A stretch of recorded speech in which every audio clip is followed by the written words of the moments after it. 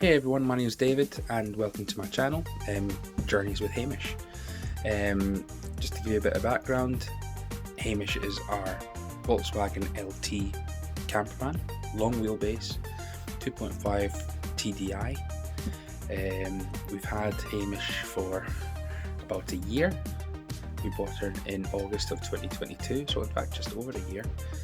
We've been working on Hamish since then. I did have a load of videos of all the work that we've been doing so far, but unfortunately I lost the videos as our hard drive became corrupt, which was my fault.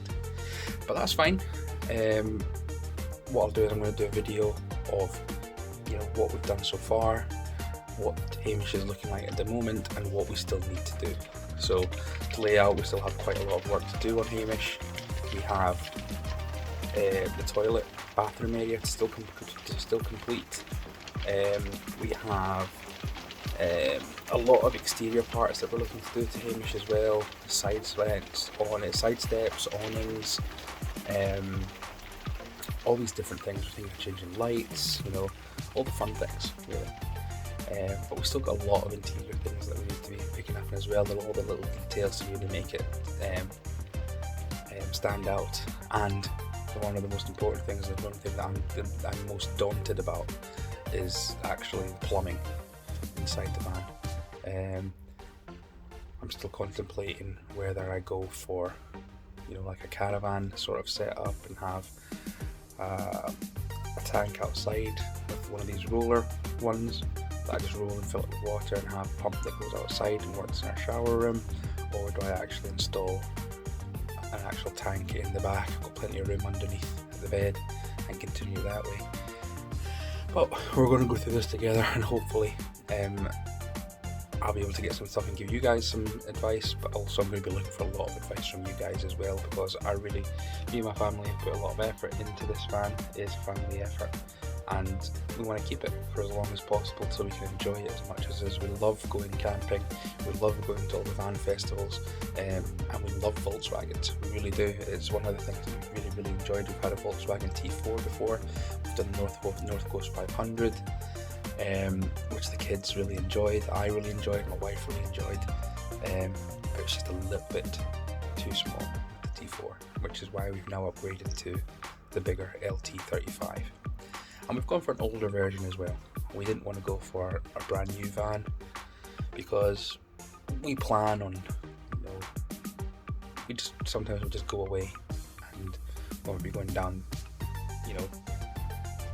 back roads, dirt roads, off-roading it, slightly off-roading and things like that, and it's going to get scraped and it's going to get dented, and we just wanted an older van so that we could be able to put our own touch on it. Plus, I believe that the older vans are easier to work on. Parts not so easy to find, but if you find someone that does have these parts, you can get them. And some of the older engines, they can go for a long time. So I was very lucky when I got Hamish. Hamish only has 143,000 miles on him, original miles, and the engine, before I bought it, the engine had just been rebuilt as well. So we've got a fresh sort of newish engine. It's been rebuilt. It's just had all the welding done on him as well. So Hamish has just been completely fixed up proper, as you would say. Fresh paint job, looking really nice, really spiffy. And we're going to take you guys on the journey of how we complete Hamish and how we actually get to the finished product.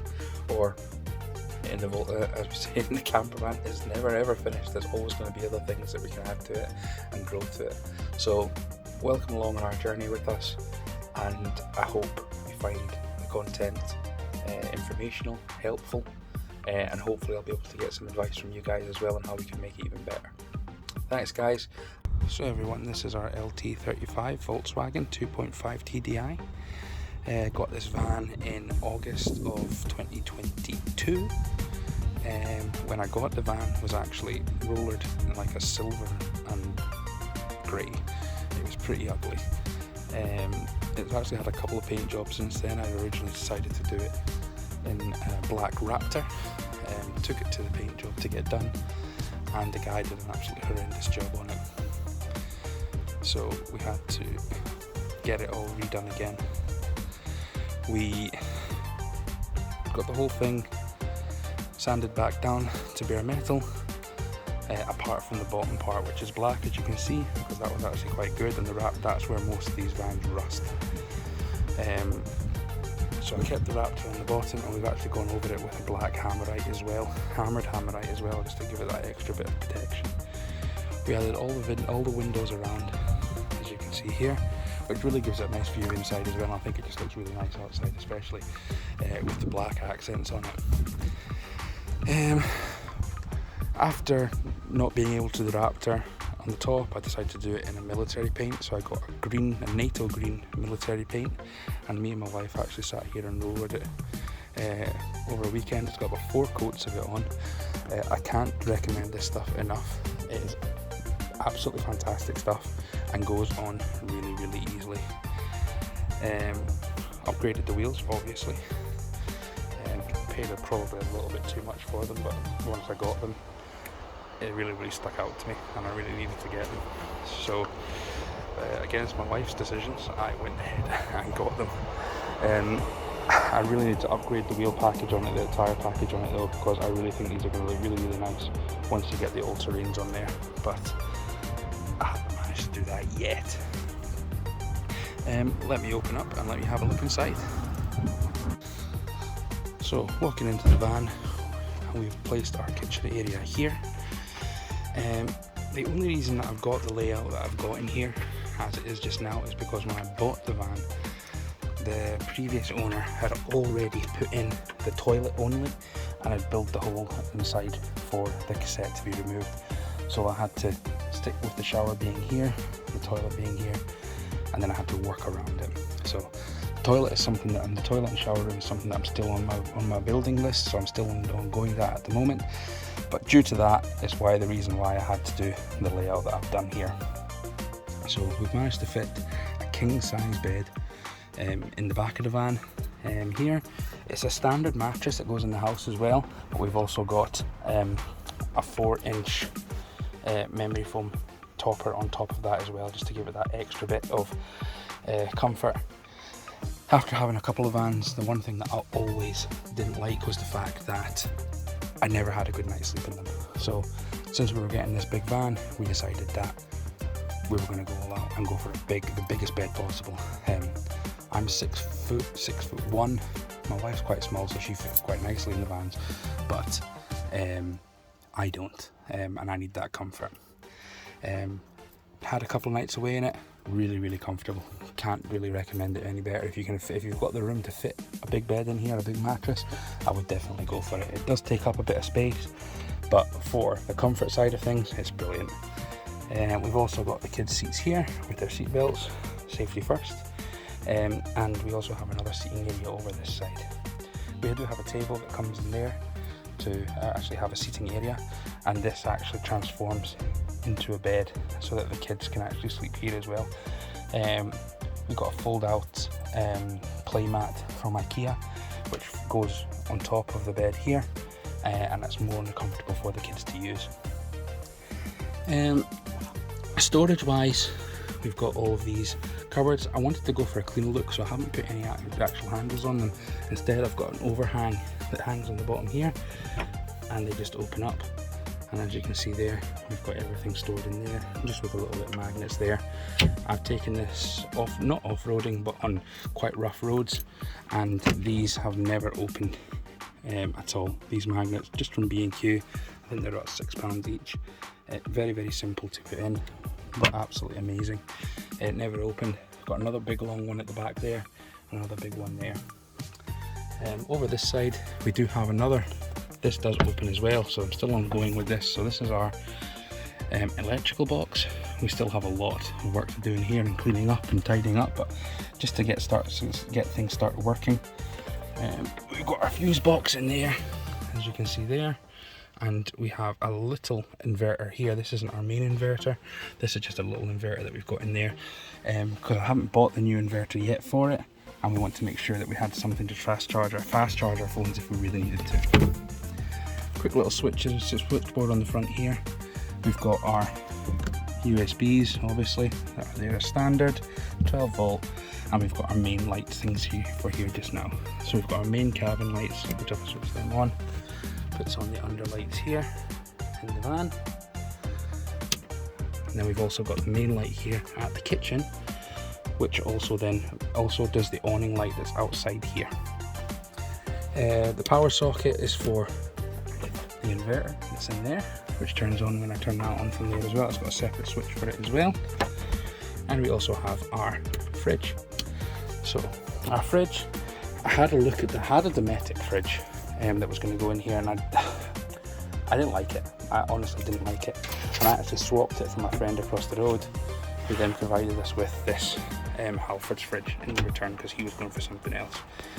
Can't rate this enough. We've had it great. It almost turns into like a chill box almost. You can I've put frozen food in there, kept it running, and it's gone absolutely perfect. No issues at all. No defrosting issues, nothing like that either. We've also got our gas situated here on straps coming up to our. So again, because we had to go for this small kitchen, because of the way that the toilet was situated, we just went for a small sink and hob setup. It's been perfect for what we need. We may go for something bigger with some more hobs eventually, but we've got that, and we've got our running water as well. All pretty good. Really enjoying it so far. Never had any issues with the water or with the hob. All worked fine. A little bit of decoration up here from my wife. Obviously that's not real. My wife does love her indoor plants, but I had to explain to her that there is a lot of heat in here. So putting real plants in here may be a problem. The height of the van, so it is a high top. So it is a Volkswagen LT35 high top van. I put in this cladding roofing in there. I didn't put any lights on it on purpose because I actually did like the way that it actually looks without any lights in it, which is why I put the lights underneath the cabinets instead. I wanted to keep the roof clear, plus adding the cladding on there. As I said, I'm 6'1" ish, 6.5 foot. My head, with a hat on, my head does touch it. But to tell you the truth, never really had a problem. Never banged my head yet. So that's pretty much the inside of the van. We have all of our batteries and electrical system underneath the bed, and I'll show you that shortly. We do have some other little things in here for the kids. So I've got where the kids sit here. We've got some USB ports here, specifically just for the kids to charge their phones, their tablets. Kids need to take them camping, and I put windows all the way around the van so that they could have a view while they were in the back, and the only view that they get is actually on their phones, on their tablets. So wasted on them, but at least it keeps them quiet and keeps it happy for me. So, oh, I didn't show you this either. So obviously up here we've got our O2 and smoke detector, built-in one from Amazon. We've also got these came with the van, so I'm going to be changing these. So these are just push-up caravan vents that go on the top. I've got one just above the bed, and I've got one just on top of the bathroom for ventilation in the bathroom as well. I'm assuming that's where you probably need the most ventilation in the bathroom. But they've stuck. They've been in there for so long now that I can't actually push them up. I don't know if they were like that when they were installed originally, or if it's just happened when I've gone up and done the roof, because I never actually opened them before. And it was only when the winter came and I decided that I better open up to get some ventilation that I realised that I couldn't actually open it up. But yeah, we're going to be changing them out. We do have two dogs as well that we take with us, Daisy and Sky, one is a Lakeland Terrier and a collie, border collie. So there is instances when we go camping or we go to a festival or something that I may need to leave them in the van for a little bit. So I want to get some circulation here with fans. So we're going to get maybe some Max Air fans, which are really quite expensive, but I really like them. My wife has found some other ones on Amazon, so I'm not sure what the reviews are like on them, but we'll have a look and see if it's something that we're interested in, then we'll get it. So a couple of things that we've done outside. So I installed electrical output input there so that we can charge if we are on shore power. Back of the van here, so a couple of little things here that I need to get fixed. Obviously this door, for some reason the stopper has stopped, so it disappeared, so I have to be very careful with it not hitting the van. So in the back I have got two 110 amp hour I think these are lead acid batteries. Never had an issue so far. They're obviously connected to 200 watts of Renogy solar panels on the roof.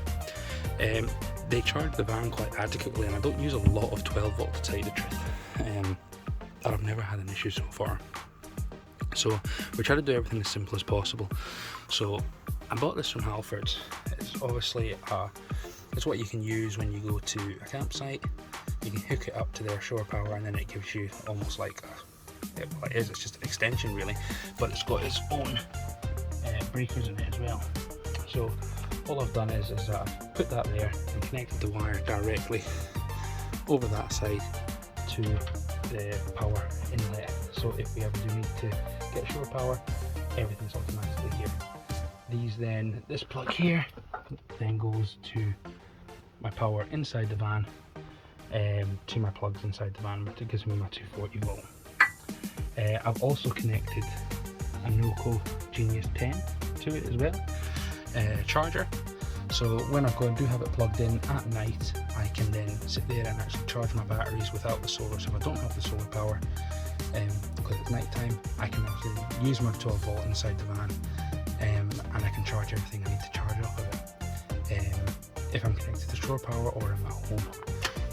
During the day, obviously I don't want to be charging off of that battery because I'll have the solar panels on there when it's sunny, obviously, so there is a quick disconnect there where you can just disconnect the Noco Genius from the batteries, which is all good. It's also a maintainer battery, so over the winter I can sit here, plug it into my house, and I can keep my batteries maintained while I'm not using it and it's not getting solar power. I also have a cheap, I say cheap because it was pretty cheap, split charge system. It comes from the front battery there, so when I'm actually driving the van as well, it will charge my batteries at the same time from my alternator. It does have, that also has a disconnect, so the moment it hits the 12, my rear batteries go below 12.8 volt, it disconnects the front battery from it. I'm sorry, I said that the wrong way around. So when the front battery drops to 12.8 volt, it disconnects and won't allow it to be able to be used with my battery bank here in the back anymore, so it protects the starter battery. Very simple setup, but works really, really well. Everything's fused as it should be, fused at the source, fused at the battery, and I've not had any issues really, to tell you the truth. And this Renogy, so easy to hook up to the batteries, and the system itself just really, really simple to hook up. Really loving it. Loads of space underneath the bed as well for storage. We haven't really done a lot with it. We're still working out what we're going to do for water waste, pumps and all this sort of stuff. So we'll keep informed on that on the channel. Hey everyone, so hope you enjoyed that video there. A quick update on where our van is sitting at the moment.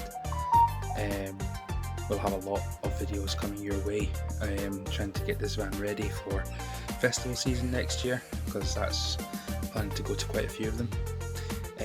So listen, I hope you enjoyed that video. There'll be more coming. Please like and subscribe if you liked it, and we'll keep on putting out that content. As I said, I'm not a professional van builder. I learned most of this stuff just by doing it and watching YouTube videos, which I think is probably the right thing to do if you're trying to build your own self build your camper van for the first time. Just go out there and do it, and if you make mistakes, you make mistakes. So I will be looking out for a lot of advice from you guys in the comments, so please leave your comments, let me know if you think I've something I could improve on what you've seen, or if I've done something well, then please put a like up there as well, so we can so I know to keep going. Thanks very much, guys, and I'll see you in the next one. Bye.